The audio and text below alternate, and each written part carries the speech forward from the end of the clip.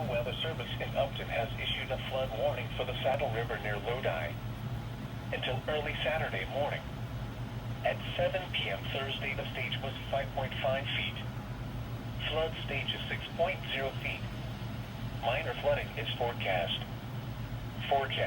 The river is expected to rise above flood stage late this evening to a crest of 6.6 feet just after midnight tonight. It will then fall below flood stage early tomorrow afternoon.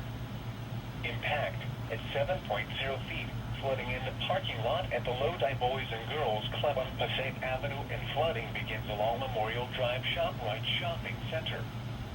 Flooding along Vreeland Street and at Sant'Angelo Funeral Home on Main Street and Sydney Street.